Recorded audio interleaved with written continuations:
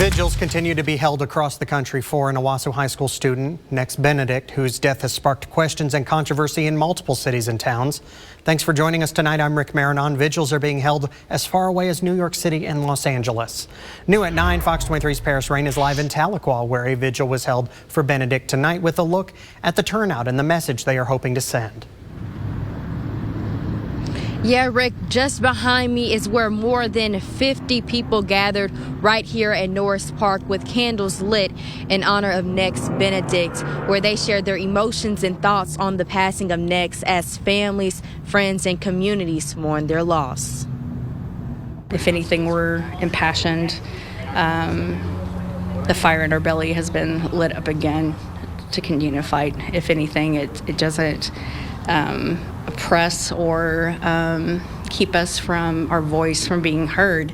If anything, it makes it louder. Tahlequah hosted the vigil tonight for 16-year-old Nex Benedict, who died the day after being involved in a fight the day before at Owasso High School. I spoke with the president of the equality group, Sanj Cooper. This is so traumatic. People are reliving grief, and it's really hard being an LGBT community member in Oklahoma nowadays, because suicide ideation and suicidal thoughts happen quite a bit.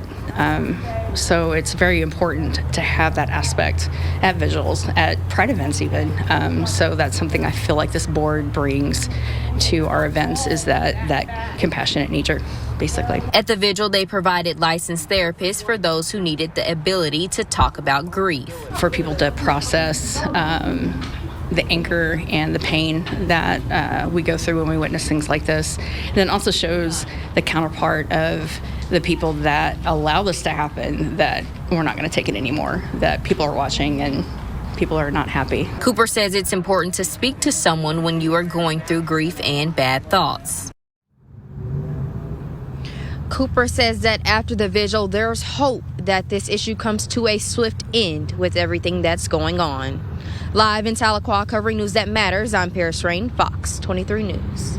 Continuing our coverage now, the White House released a statement on the death of Nex Benedict. The White House press secretary opened Friday's briefing, sharing how heartbreaking it is to hear about the death of Benedict. She reminded LGBTQ youth they always have someone to talk to when life feels too challenging. I know that for many LGBTQ plus students across the country, this may feel personal and deeply, deeply painful.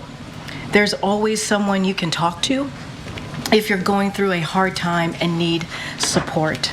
The president and his administration launched... The White House is also reminding anyone who needs help, regardless of gender identity or sexual orientation, to call the Mental Health Lifeline at 988. We are continuing to follow this story every angle as it happens and as it continues to get attention, not only across the state, but around the globe. Fox23.com has a tab on it at the top of the page where you can find complete coverage about the case. We also have a breakout that clearly tells you exactly what we know about the case since its very beginning.